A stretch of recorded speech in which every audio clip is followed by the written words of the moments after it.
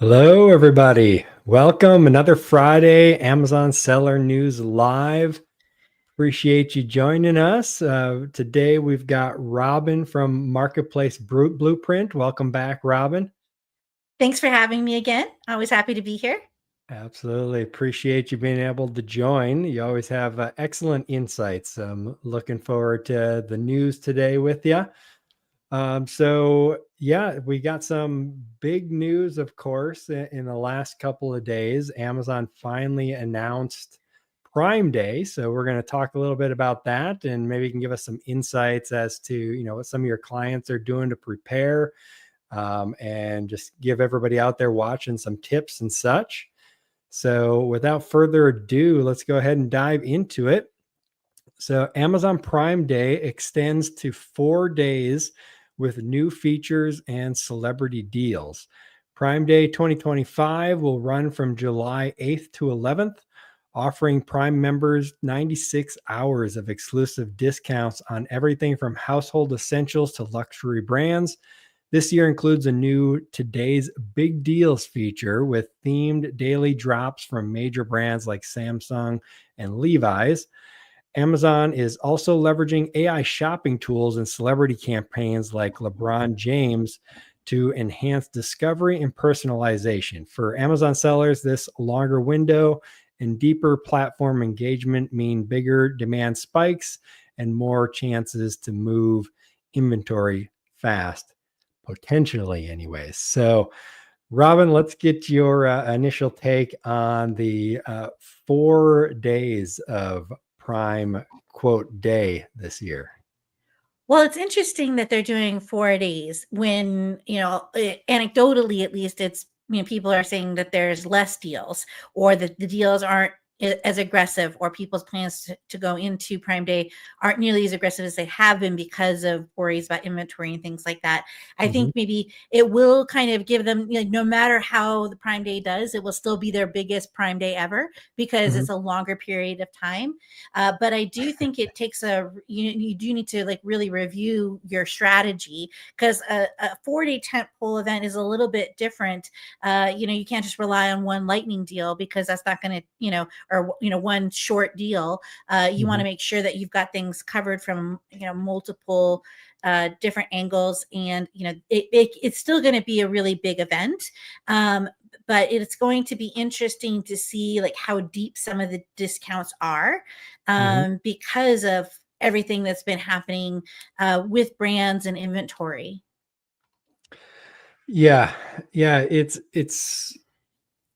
interesting that they're going to 4 days, and like you said, it's going to be their biggest Prime Day ever, particularly because it's 4 days. It'll be interesting to see how each day compares to last year and the year before, to see if it actually is an increase in sales or not. So far, the economy, at least the numbers and everything, are coming along good. We got Danon popping in. How's it going, Danon? Hey, sorry about that. I don't know what's going on, but I've got 2 live streams I'm supposed to be on right now, but I don't have a link for the other one. So here I am until I get that link, I guess. No worries. Well, we're just talking about a Prime Day, so appreciate you jumping on. We can get your insights.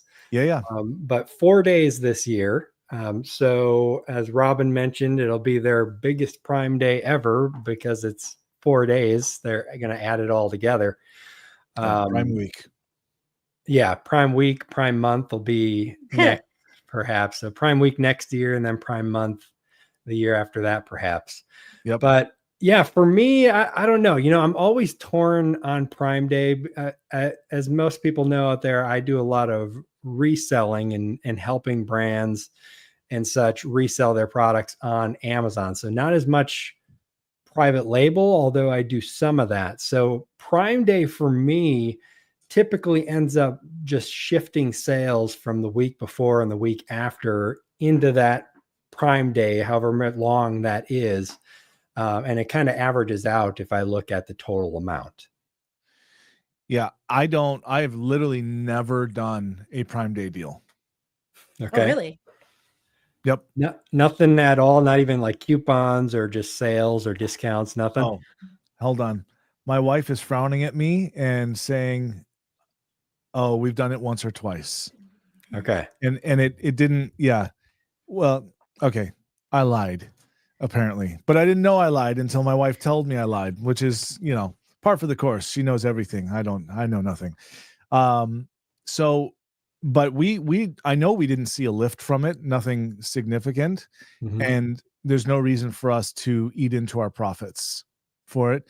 And like, we don't run lightning deals. We don't do Prime Day. And when I say we've done it once or twice, like how long ago? The beginning. Yeah. When Prime Day was one day when it first released, like 8 years ago. Yeah. Okay. So for all intents and purposes, we've never run a Prime Day deal, but Nothing recent. yeah, exactly.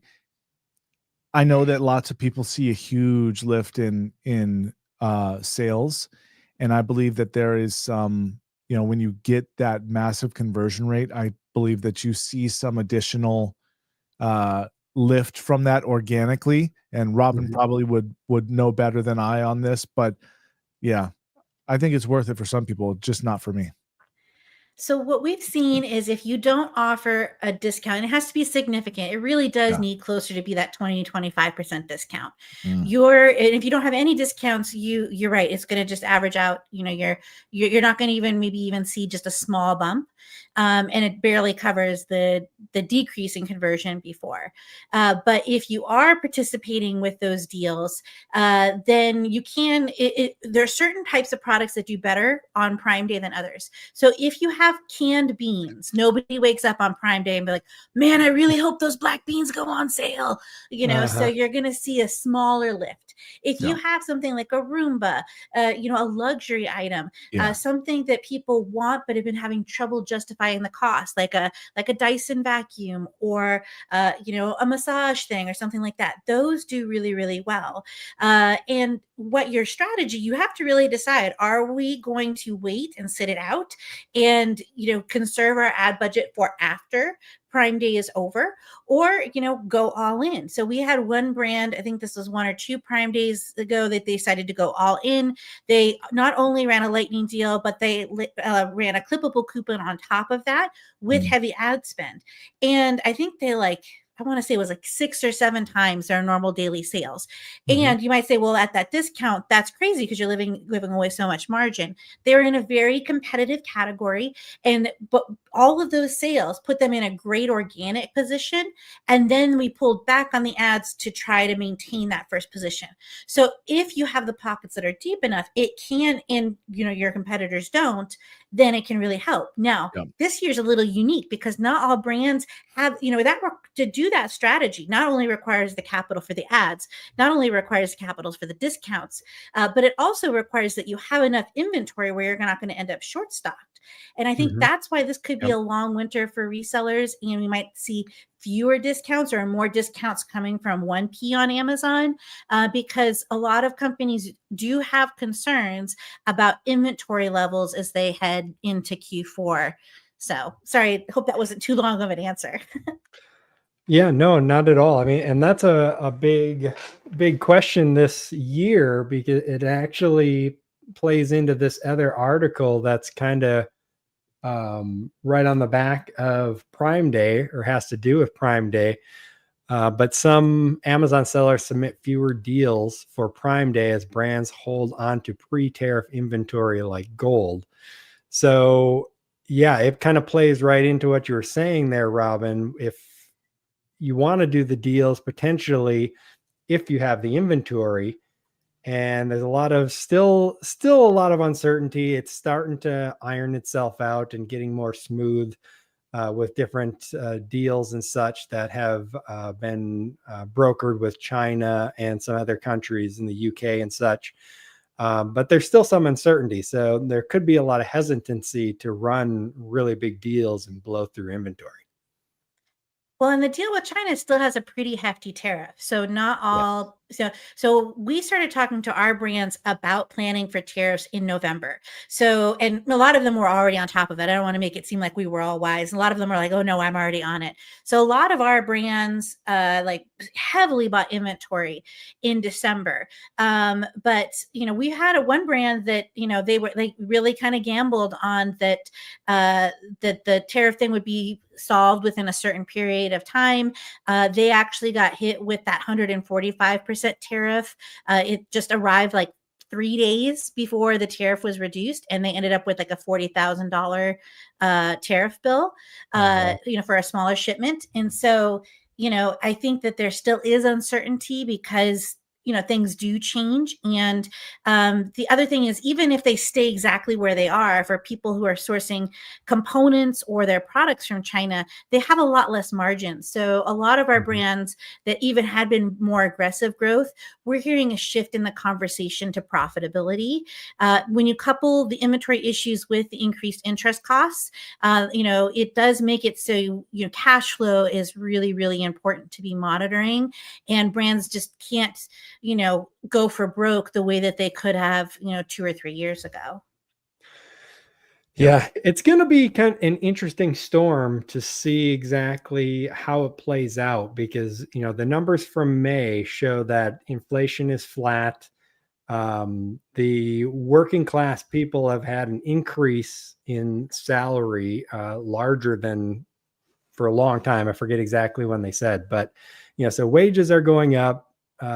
Inflation is relatively staying flat. The economy is continuing to chug along, but you've got a lot of companies that may have low inventory or have paid those high tariffs and are increasing prices. And so it's definitely going to be interesting to see what kind of deals show up. And it could potentially be an opportunity, right? If this is true, and in the end, less people submit deals, and you're the one who does submit deals, you're going to have more customers to yourself, right? Yep. Well, yeah, but if you have the deals and you sell through, and then for some reason you're not able to restock, then that hurts you long term. Correct. So, and it really, it's more about consumer confidence, right? So it's, where do people think? So even things like uncertainty in the Middle East and all of those things can play a factor. Now, it could be that people really use this Prime Day to buy deep. It's close to back to school time. There might be some people that are even shopping early for Christmas because they're worried about inventory. So it could be that it still ends up being a really, really great sales day. And of course, there will be a lot of sales attributed to that period. It'll just be interesting to see like how deep the discounts are. Yeah. We definitely, I don't buy Christmas presents, but my wife definitely uses days like Prime Days to get Christmas presents, and or also those luxury items that, hey, we've needed a new Roomba for about 3 years. I've rebuilt our Roomba like, must be 5 times. And that this would be a time that we would do that, Yeah, definitely. And there's a lot of people that think like that, I'm sure. My mother growing up, she would buy Christmas presents all year long. Yeah. Anytime she would see a sale on something, she'd buy it. And so if you opened her closet, it's like stuffed full of Christmas presents that we would get come Christmas. So a lot of people do that, stocking up throughout the year. So you definitely could see a lot of that. Yep. Robin, give us an idea with your clients, how you help them plan or recommend them plan for inventory if they're going into a Prime Day. Let's say they have a product that sells 10 units a day, and they're going to run a big Prime deal. How do you plan for the actual deal and then the months after the deal for inventory wise? Well, 10 units a day is a pretty small number. So, Mhm. you know, that for that, Round number. yeah, it doesn't make sense to do a lightning deal. And, you know, lightning deals and all those things are gone. So then it looks, you know, we're looking at either a prime exclusive discount or a coupon. There's a couple things to play in it. One is reference price. So if you don't know how, if you haven't run lightning deals before, you basically say, I'm willing to give X amount of inventory at Y discount. And you have to commit to that months and months in advance. Now you can cancel it, but you have to do this minimum discount. If they see that because of the discounting you've been doing, that's not actually the discount that you're saying it is. So the minimum discount is like, let's say 20%. If they look at your reference price over the last 30 days and they say, actually, that's not a 20% discount, they'll reject the deal. So depending on what the discounting structure has been for the entire year, that could play an impact in it. And that might be where, you know, as we're heading into, you know, 2 or 3 months ahead of a tentpole event, that's when we want to really make sure that if we're going to need to do a price increase, we want to make sure we're staying well ahead of that, because we need to make sure that that reference price is set well before the tentpole event. The other thing we're going to look at is inventory. You know, how would this project for inventory? What is their lead times if things went better than expected? What is the potential liability if things go not as great as expected, as far as like long-term storage fees, other ways to move the inventory? So, you know, maybe they can multi-channel fulfill or something along those lines. That's pretty rare. Usually we have pretty good forecasting on that. The other thing we're going to look at is what are their KPIs for profitability and advertising. So if we know that their tacos is X and their, you know, landed cost is this, and this is how much they need to net, then we'll, you know, we kind of work with them to see like what discount is appropriate. And if we can't hit the metric of what we really need, then that kind of all informs the ad budget, right? Because it's not just about the discount. You also need to have the ad budget. And so we'll look at all of those things, and then we might decide to pull back on ad spend the week or two prior. We might decide to go all in. So it's really going to depend on, is their goal ranking? Is their goal profitability? What metrics are the stakeholders really focused on? So when you're working with like a publicly traded company, they might really be looking at top line revenue more than profitability because of earnings reports. Whereas sometimes, especially smaller brands, you know, if we're not really careful to kind of make sure that we're guarding profitability, and if we're losing money per unit, then it needs to have a specific goal. So kind of like discounting subscribe and save initial purchases. We know that we're going to make it up on follow-up purchases, but we need to have the data then to say, okay, we can see that subscribe and save holders, you know, are staying on X number of months. So it totally justifies the cost of losing, you know, a few dollars per unit on the initial sale to kind of promote it during this big event. Yep. I have literally nothing to add to that. No value whatsoever. I can only provide comedic relief if required. Yeah, the subscribe and save ones, which Dana, your products are probably They're have not. subscribe and save set up. No, We don't. We Well, actually you got to don't. do that first hit That free, needs man. set up. Yeah, you know, Sure. the thing is that we don't have the margin for subscribe and save. If I'm not mistaken, you have to do at least 10%. Is that right, Robin? No. So there 10%? is a portion of subscribe and save that is covered by Amazon. And then, so what I'm not talking about is necessarily increasing the subscribe and save discount from 5 to 15. There's a coupon that you can do that says, I'm sure you've seen it, where it's like get 25% off your first purchase when you do subscribe and save. If you know that you have a consumable item that's replenished 30 days, then you can look at that customer data in Amazon and see, you know, when people order from us, how often are they reordering? And you can see that people are reordering, especially with a new product launch. You got to make sure people are happy with the product. Then you can discount that first initial purchase to get them into subscribe and save. And then you would say, okay, we're not going to make a ton of money on this initial purchase, or maybe we're going to break even on this initial purchase, but by having them in subscribe and save, it will be less expensive than retargeting them with advertising, which we also don't do. Yeah. Yeah, with the subscribe and save though, you can do 5%, 10%, or 15%. So yes, it might be worth at least checking out 5% and turning it on, because then you get, you know, that automatic sale every month or every 2 months, whatever they set it at. Yeah.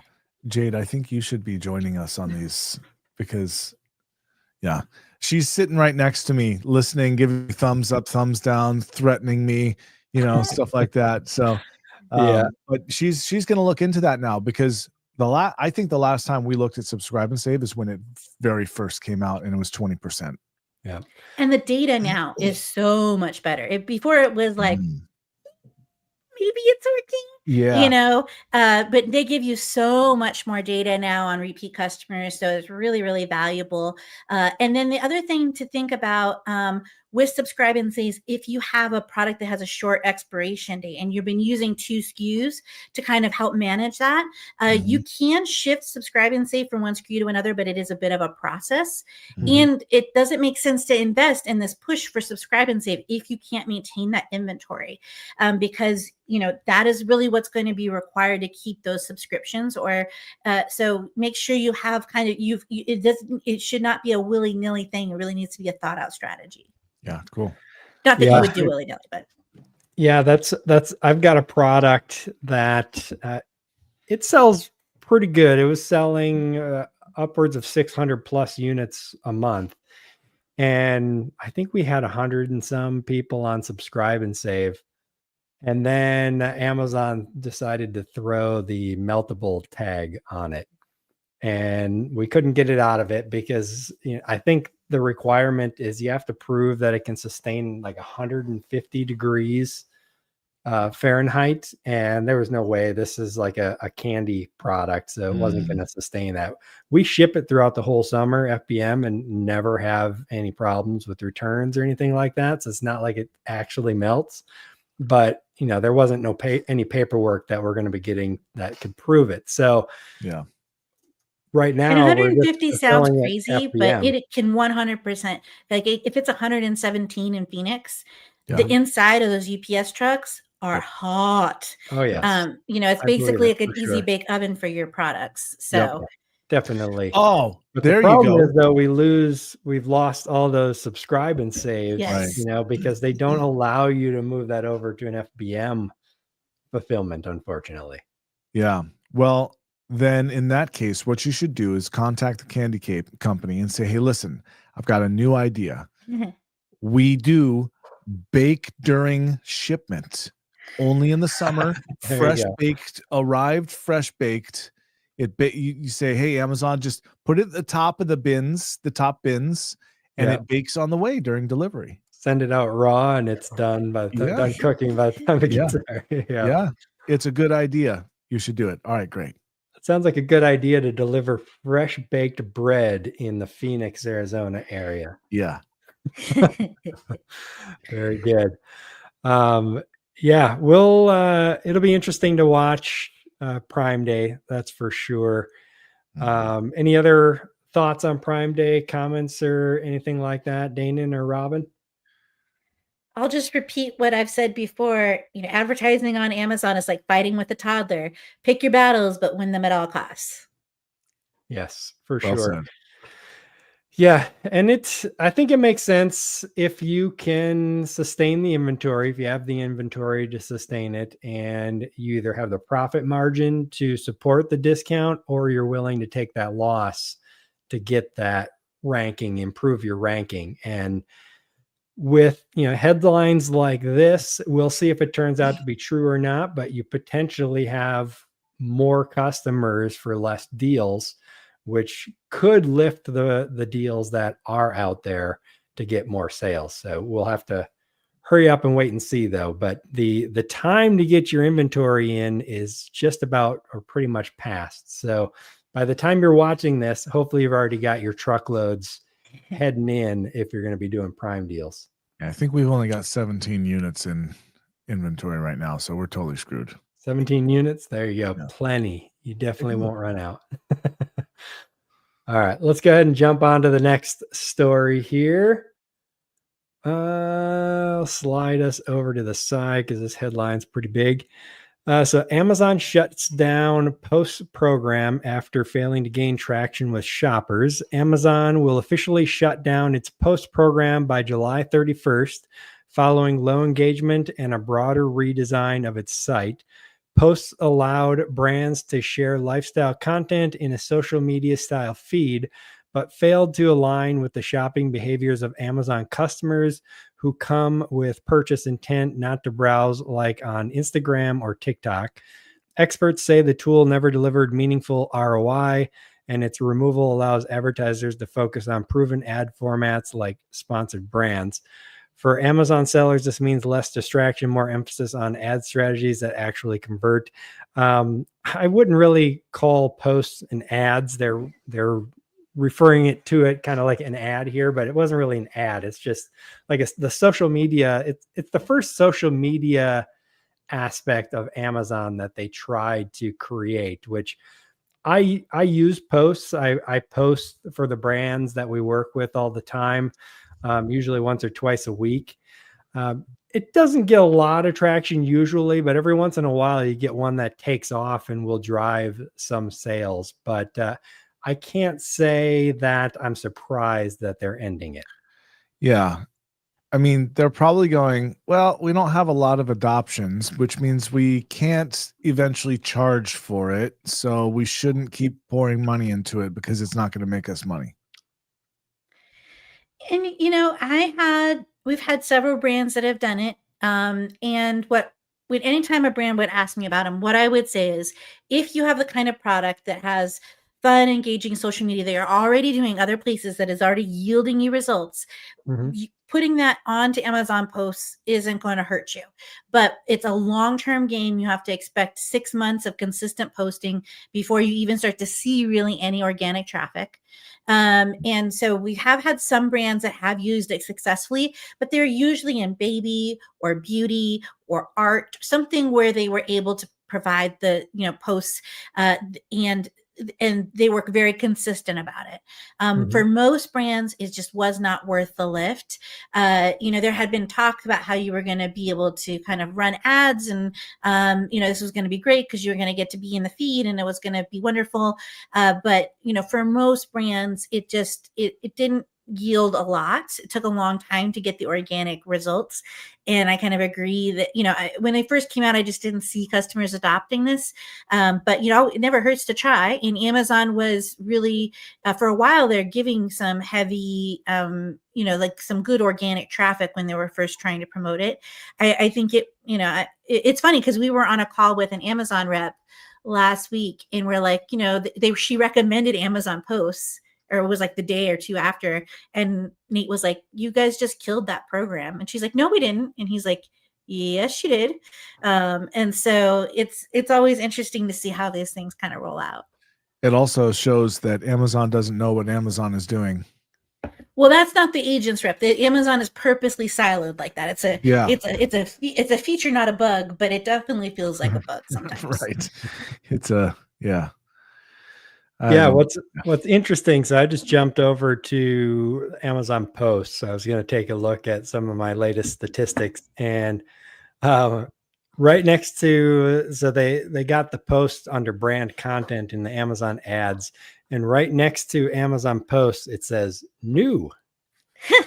It's like, okay, I don't think it's so new anymore, and you're discontinuing it, but you still got it labeled new. Well, and she was saying Nate couldn't find it in the announcement in Seller Central, like they took it down. So maybe somebody posted something that they weren't supposed to. But I definitely saw it in Seller Central, but then it looked like it disappeared or something.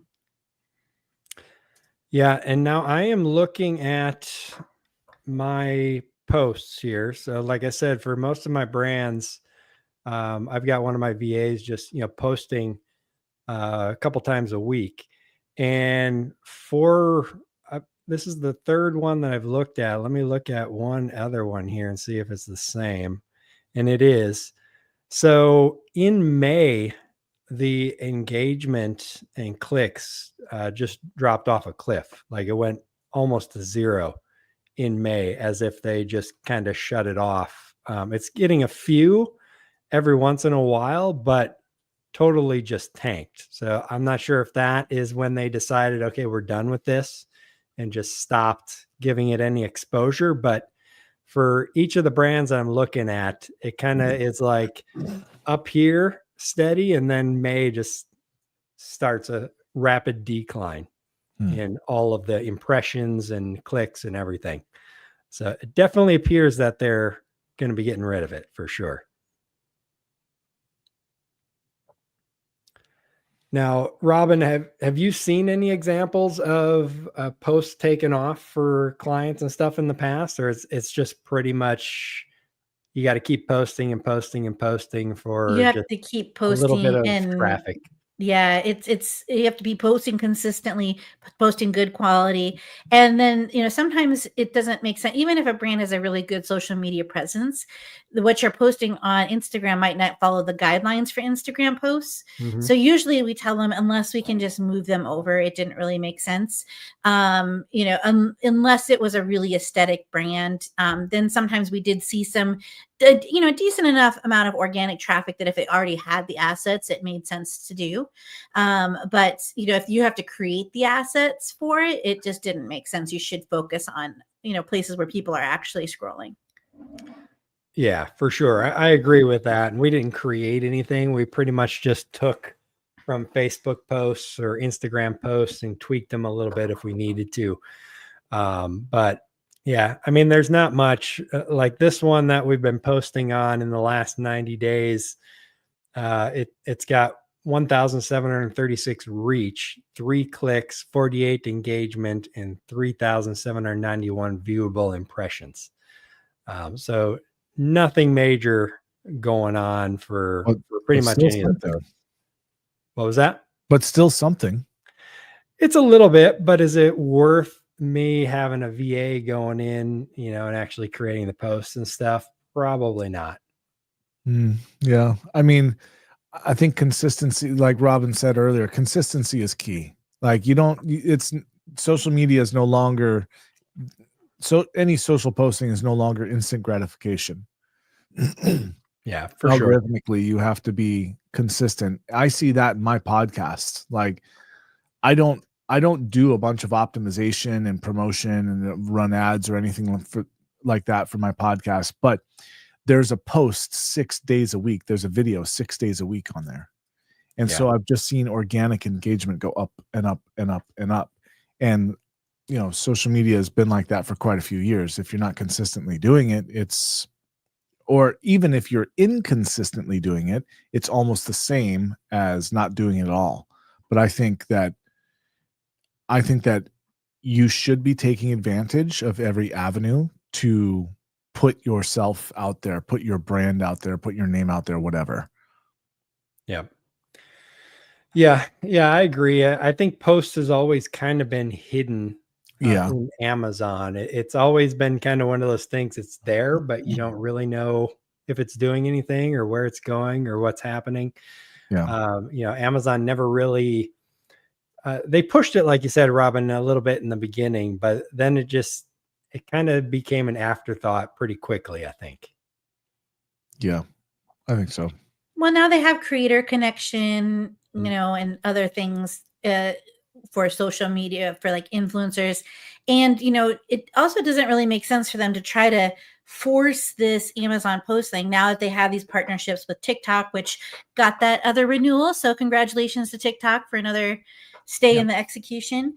And Instagram, it makes more sense. I think that they've realized, they're not going to be able to try to like scoop up all of that traffic and you're seeing this in the way that they're adopting like Amazon, like buy with Prime and things like that. I think they're looking at like, there's some things that we're not going to be able to fully incorporate into our platform. And they're looking to expand in other ways, like the advertising on, Prime videos and like a sponsored display for all business, sometimes called non-endemic advertising, and DSP. Yeah. And I don't think anyone, at least nobody that I know, I'm sure there's some people out there, but no one is opening their Amazon app if they're looking for social content, right? They're opening up their Instagram or TikTok or Facebook or whatever the case may be. Nobody's flipping open the Amazon app and let's see what's going on in the world today, and opening up Amazon to look at that. So it's just a different ecosystem. And I think Amazon's been trying to capture that for a long time, but I don't know if they ever will actually capture it the way they want to. Yeah. It's just a different mindset. Yeah, I could see. My wife thinks that people would want to see more videos, not necessarily posts, but videos.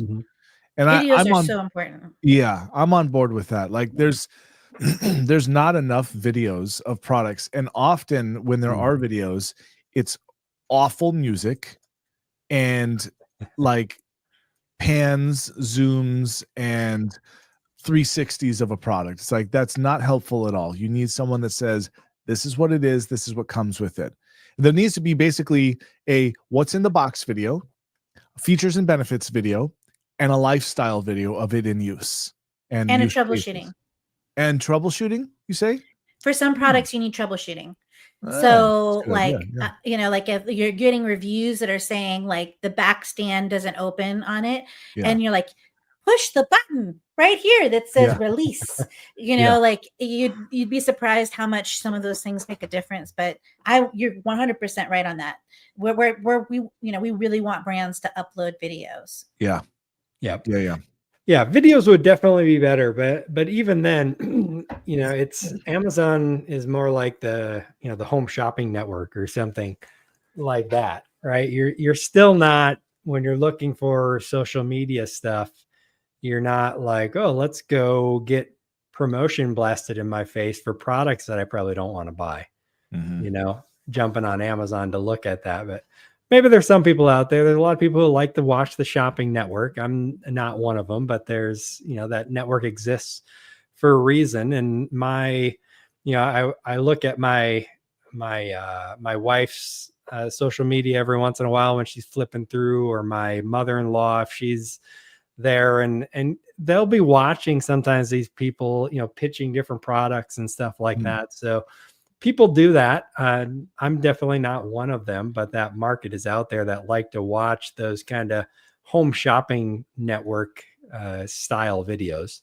Yeah, I'm definitely not one of those people, but what I do is when I'm looking at a product, if I find something that's interesting to me on Amazon, I then go over to YouTube and look for video reviews of that product. Or even brand videos of that product. If it's a big enough one, you know, if it's a high enough spend or something that you need to make sure is the right product and is high quality or something, yes, but you're probably not necessarily doing that if you're, you know, buying a new trash can for your kitchen or something. Yeah, that's fair. Yeah. I mean, I want my kitchen trash can to self-clean, self-take itself out. Well, that I might watch a video on. That'd be kind of interesting. We have a mill and we love it. A mill? Yeah, so it's I'm a love the planet kind of person. Yeah. Diaper, all that stuff. But like, so it's a composter, and you put your food and chicken bones and stuff in it, and then it heats it up and like makes it into compost, and then they come pick it up when our local composting facility comes and picks it up, our compost, like once a month, or you can use it to make compost in your backyard. Oh, interesting. Nice. It's very fancy. Cool. Now that's something somebody would probably watch a video on, because that they're going to want to research and make sure they're getting something that actually does what they want to do. Because you're going to have a little bit more of a passion around that kind of thing for people who are buying that. Yeah, it's just for weirdos like me. It's not for everybody, but you know, for us, it makes us happy that we have a lot less trash. We need weirdos like you on the planet. Yes. Yes. It's good to be a weirdo. We've all got that weirdo on something, so it's all right. Yep. Very good. So anything that you guys know of or recommend for brands to do out there as opposed to post, if this is something that they have been doing? Creating videos, obviously, we talked about. Yeah. Do you see a lot of brands jumping into creator connections and doing a lot of posts and such there? It depends on the brand, and it depends on the use case. You know, it's not available for everybody, you know. So usually if we have a young, you know, more like if I have a brand that's in Walmart, Costco, or they're publicly traded, or they're in Costco, they already have a dedicated social media person. They don't necessarily need our advice. If we have a young or emerging brand, usually what I'll tell them is where I would recommend that you focus either is if you're good at creating content, then you should focus on creating content, building a follow, building brand affinity. If you're not good at creating content, then you need to be actively working to build relationships with influencers in your space. And that goes outside of most people's comfort zones, because you'll be like, hey, but there are more like softer ways instead of a hard pitch to approach influencers. And if your product really is great, we try to limit our clientele to products that we really believe in, then going and having those influencers can make a huge difference. PR firms can be good if you have the right kind of product. Again, nobody's going to get on the news because they have a new flavor of canned beans. But if you have something that's really revolutionary, that can help it, but I think like making sure you're really clear on who your customer is and where they are spending their time. So if you have a 70-year-old demographic, they're less likely to be on TikTok. If you have a younger audience, let's say you have an 18-year-old audience, then you should really be focusing on Twitch. So especially if it's a video game thing, right? We have a brand that's focused, it's kind of in the niche where people at Comic-Con would buy it. And so they're working with influencers in that like nerd geek. And I say that with all affection, as you can see from the back as a fellow nerd, those spaces. So it's understanding where they shop, where they congregate, and some communities won't be on any social media. Some will be in Discords and Slacks, and so you have to figure out how are you going to access where those people naturally reside. You're definitely a nerd if you can drop Discord as a a community location. Discords and Slacks for sure. Well, not only am I a nerd, but I have raised two nerds. And my friend, nice. My cousin has her son was like a junior Olympic sports swimmer, and she was complaining about waking up early. I was like, see, if you had raised your kids as nerds, you could sleep until 10 like me. Because you're up until 3 playing video games like me. Yeah, Discord and Slack is like the old school IRC channels and IRQ, which was the chat program. ICQ. ICQ, yes, ICQ. Yeah, good times. Yep. Things have come I had full an circle. AOL CD. Oh yeah, me too. Yes, I used to get those in the mail and throw them away. Yeah, all the time. AOL. That was I was the nerd back then who was always like, AOL's not the real internet. You got to using, After you get it was like AOL was like the gateway drug that got you into, IRC and Yeah. You got mail. You did that really well. Yeah. Practice it ever since I was a kid. I was a computer nerd back then that if you pull up, if you guys know the Firefox browser, of course, when that first launched, Firefox 1.0, they took out a full page ad in the New York Times and created the Firefox logo out of people's names who donated. And my name is in there. So nice. Yeah, I was a big Firefox fan back then. Firefox was good. Yeah, it's still pretty good, but I got to use Chrome all the time because most of the Amazon tools only work in Chrome and not Firefox, unfortunately. Yeah. My son's always like, why are you using Chrome and Edge? You should be using Opera, and then there's another one that he wants us to use. But he's pretty deep into the nerd. He's into electrical engineering and stuff. So yeah. He probably uses Brave and DuckDuckGo and yes. I've got Brave on the computer. Brave is nice because you can load Chrome plugins, but there's still some things that don't work in it all the time. So, we do some of the custom automations that we build for clients in Bubble, and it can do okay with Edge and Chrome, but much outside of that, it doesn't. The development side of it doesn't work as well. Yeah. It's interesting though that for those that remember the internet browser wars, like Internet Explorer, Firefox, and Chrome were battling it out. Netscape back in the day, but now pretty much everything except for Firefox, I think, is run on Chrome. Well, Safari is separate as well, but that's pretty minimal user base. But Edge, which is the new Internet Explorer, is now Chrome based. So Chrome has just taken over everything. Yeah.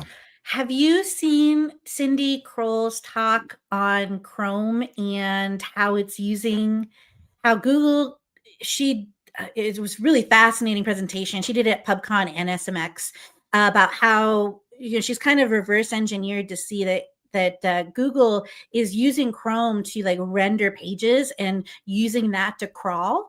And so they're basically using the computer of your own thing. So it was a really interesting presentation. If you're into that kind of stuff, she's from Mobile Moxie. Her presentation was really, and she's just fascinating. So she's a badass if you want to follow her.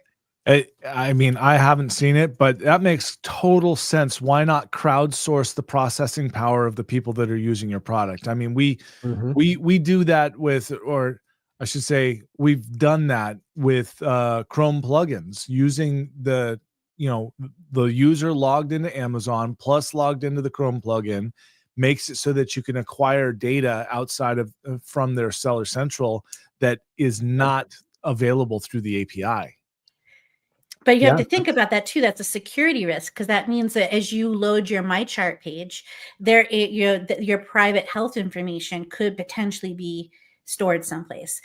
So it's, or if you have like private financials or things along those lines. So it's an interesting thing.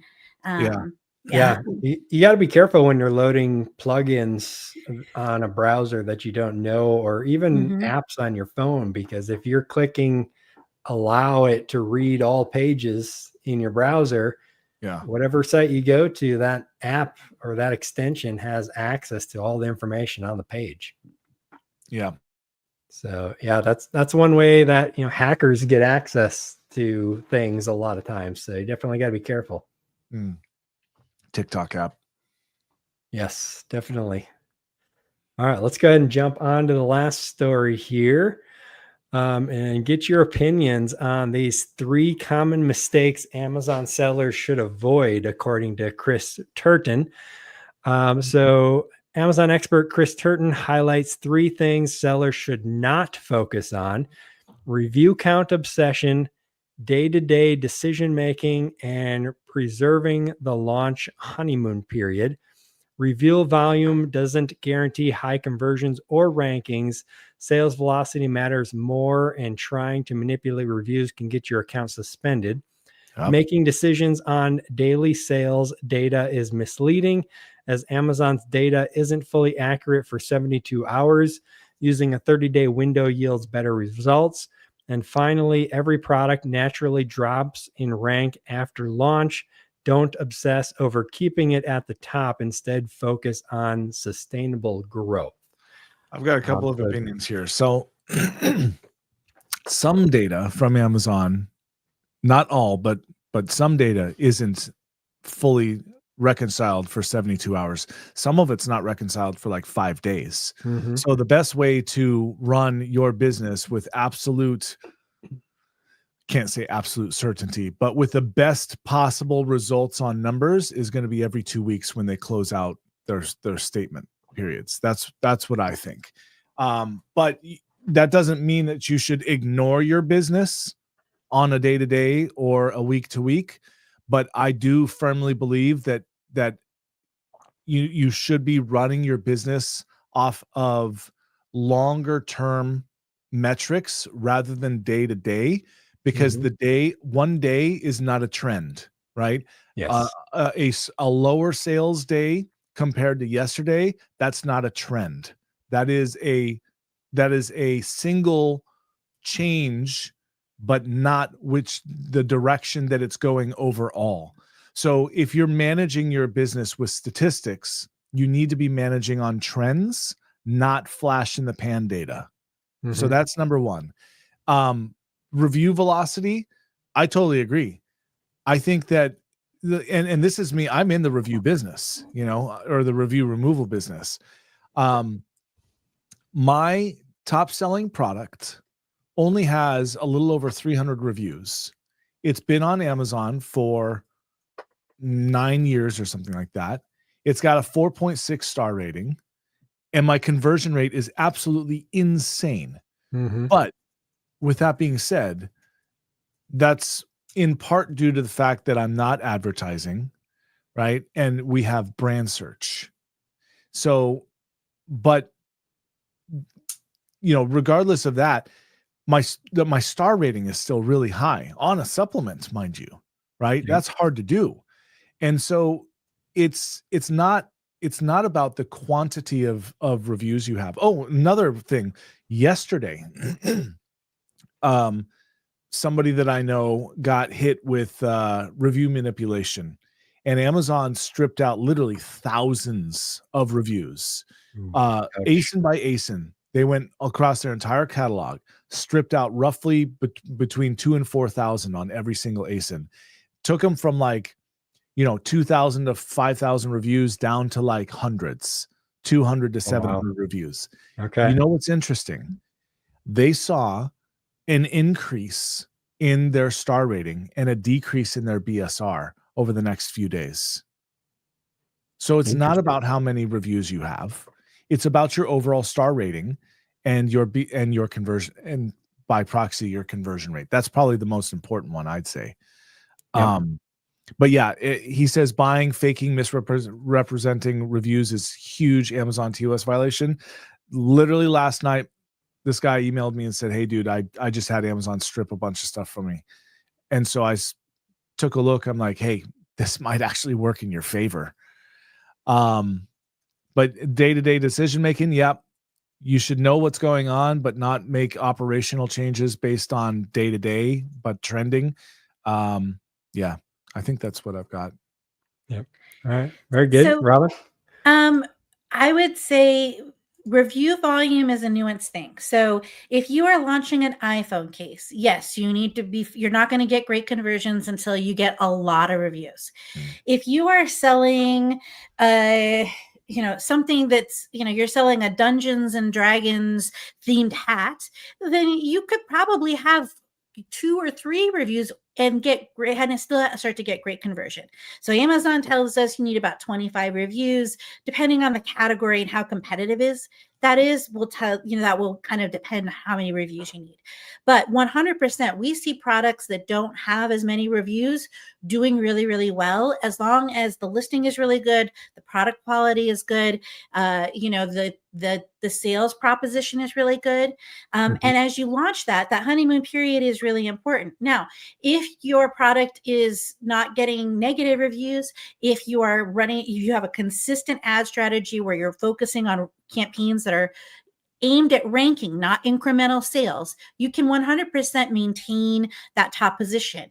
But I agree that you don't want to be like, oh no, we dropped from number 3 to number 5 in the category or in the subcategory. That's a big panic. We want to look at things. He's 100% right about managing ads on a daily basis. It's like the stock market. There is a delay. If you make decisions based off of the ad performance that happened yesterday, you are making decisions off the wrong data. That data has not settled. You could be killing potentially really important pieces of your campaign. Well, so sorry, Robin, let me just add one thing. Not necessarily the wrong data, but the incorrect time of that data. Yeah, well, yeah, and so the data the decision that you're basing that off of, right, is it's not the data. The answer is not what you think it is. It's going to change the results, right? Yeah. So, yeah. And the other thing to think about is that returns don't play a factor. You can't see returns coming in and how much that's going to eat into your margins until over a longer period. That's why, sometimes people come into Amazon wanting this really siloed approach, and it will get you to a certain point, but it is very difficult to mean sustainable, profitable, consistent growth on Amazon without a holistic approach where you're looking at listing optimization, advertising, account health, compliance, reviews, all of those things, and then kind of going through that flywheel over and over again, and looking at what does the ad data and the reviews tell us about what we need to change with the listing. Now we've made that change in the listing. What are we seeing in the ads? Okay, let's A/B test a different title. Now some products will get it pretty close. We do work really hard to not have to need a lot of A/B testing because we really focus on trying to make sure we get things right the first time. But it is natural to need to make changes to your listing. And you have to look at that with a holistic period, because you might see, I have a better conversion rate with this title, but it causes a lot of reviews or negative customer experiences. So even though that converts better, it's converting some of the wrong people, which is a death sentence on Amazon, because once your product gets suspended for poor performance, it's very difficult to come back from that unless you're able to prove that you've solved that issue. Yep. Yeah, I agree with what you guys are saying, especially on the reviews. The rating matters a lot more than the quantity. Of course, it depends on the product. Like you said, cell phone cases, you need a lot more to compete, where if you're buying a composter, if you've got 100 reviews and a 4.6 star rating, that's probably plenty good. You're going to be able to compete with somebody with 1,000 reviews, no problem. So it all depends on the product for sure. The honeymoon period that he mentions here is interesting. There's been some debate as whether the honeymoon period actually exists, but I think you definitely see a boost when you launch a new product, of course. And I think he's correct here that you don't want to try to, keep it alive, so to speak, because people are buying off of reviews. So you're going to have a natural little decline potentially after the honeymoon period. But I'm curious, what are your thoughts, Robin and Danon, on using Vine to get that kind of artificial boost of reviews? I've used it successfully for products and semi unsuccessfully for other products, depending on the ratings that come back in. Yeah. I have a pretty strong feeling on this, and we actually warn our brands. We try to remember to warn our brands before they talk to an Amazon ad rep or business development rep that we want to do Vine in most cases after you have 5 reviews come in. We wait until the first 5 reviews come in. We want to make sure that they're positive, because even if you've been selling D2C and your packaging product is everything, you feel like things are good, your customer message, you're all tuned in on that. We had a thing that was like a bath stone, and when they shipped it to Amazon, they had been doing it D2C, but they just weren't up. That packaging wasn't to the level it needed to be for the warehouses. And there was some breakage. So if we had done Vine right out of the gate, it would have destroyed their launch, right? So we always recommend waiting for the first 5 reviews. Amazon will tell you the opposite. They say, go, go, go. But what I tell... Yeah, because they get money for it. Yeah. Well, it's what I tell people is that Vine is great. They are very, very, very honest reviewers. So the problem is they are very, very, very honest reviewers. And if you're a small brand that's launching with a small quantity, that can be a pretty big hit to the margin. If you're a niche product, might not even be that necessary, because you're going to get some natural reviews. We tell them 1 to 3% of customers will leave a review on their own. We're going to use that request a review button as part of our account maintenance process. So, it's not, we don't recommend it for every brand, depending on, things like how many units they have in stock, how quickly their velocity, and how expensive that product is. We have a product that's $2,500 to give away 30 of those, and only be guaranteed 5 reviews. That's a pretty big, it doesn't necessarily make sense for that product. Yeah. A little bit more on this is I've actually reviewed the contract for Vine reviewers. They are contractually required to give a diversity of ratings. So they can't just say, hey, it's great. Oh, it's crap. They actually have to contractually go give 2 stars, 3 stars, 4 stars. So if you have the best product ever and you know it, and all your customers know it, and you go to Vine, you're still hyper liable to get a 3 or a 4 star, likely a 4 star, but even a 3 star, because I see a lot of 3 stars on Vine. They're like, this product's great. I love this and that and the other. I don't really have anything bad to say about it. But it's a 3 star, Mm-hmm. right? And so you have to be aware that so Amazon doesn't allow you to utilize other companies to do reviews. Even they may be honest or whatever, right? So you have to pay Amazon to get your reviews, and Amazon makes these reviewers give a variety of reviews that may not actually necessarily reflect their true feelings. Yeah. So yeah, that's a good point. And it makes sense that Amazon would put that in there because they're wanting to make sure someone's just not like 5 stars, 5 stars, 5 stars on everything, even if it's garbage, just because they want to get more free stuff.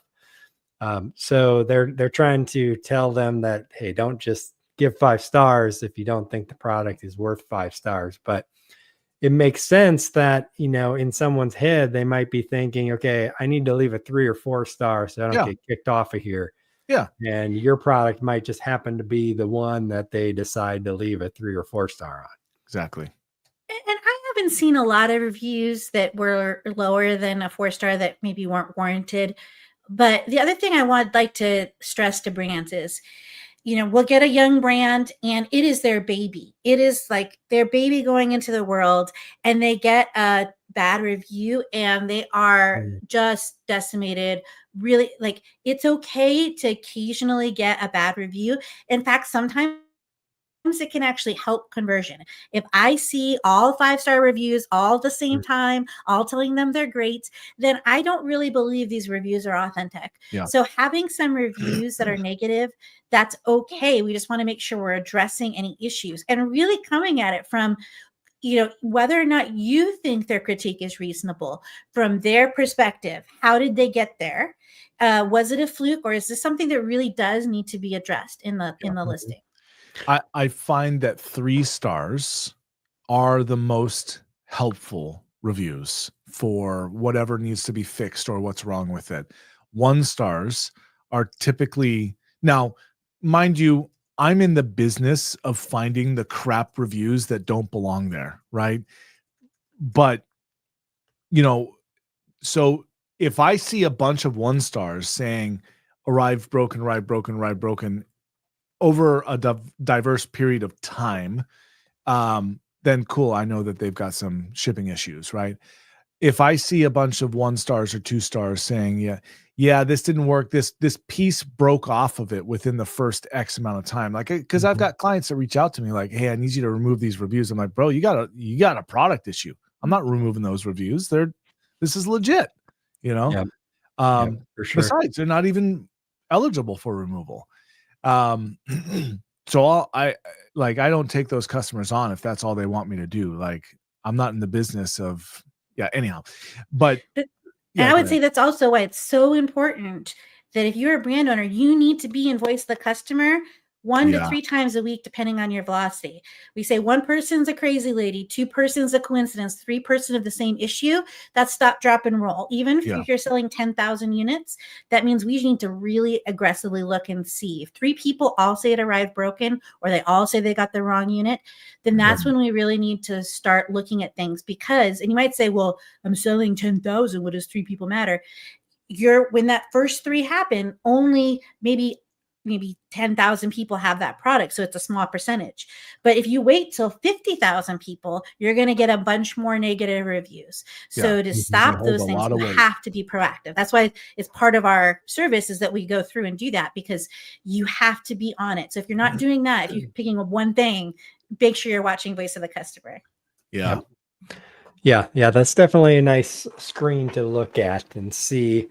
A lot of times it's just people putting the wrong thing in there to get the free return, but then you start seeing those trends. And, I've had it where my warehouse put the wrong sticker on the wrong product, and you send it in and you start getting those. And if you catch it early enough, you can pull those out and hopefully save the product and save a lot of headache as well. So keep an eye on voice of the customer. But yeah, definitely agree on the reviews and everything. I look at the reviews frequently when I'm buying a product.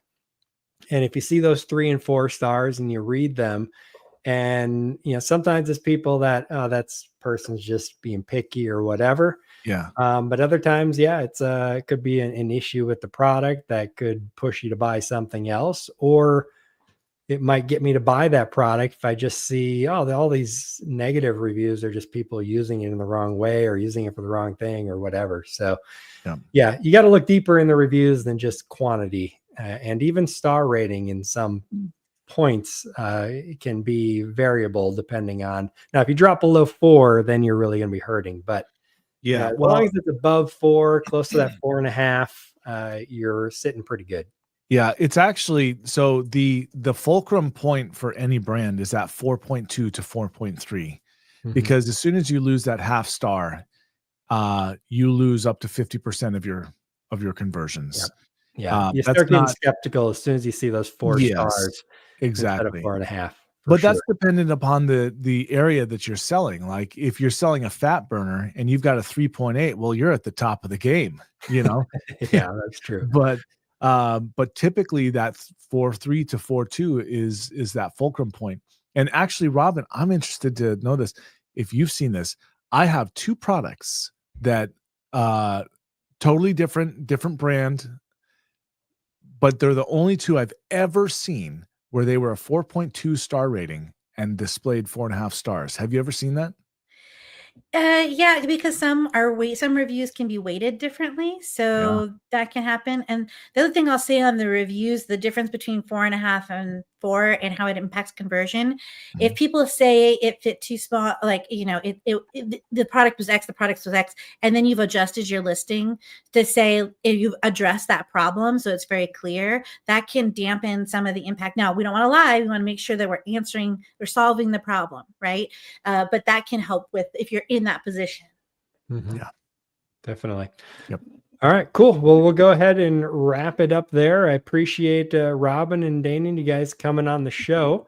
Yeah, buddy. And everybody out there watching, I appreciate you as well. We do this every Friday, 1 p.m. Eastern. So feel free to join us next week. But until then, everybody have an awesome weekend and get ready for Prime Day. It's coming. Yep.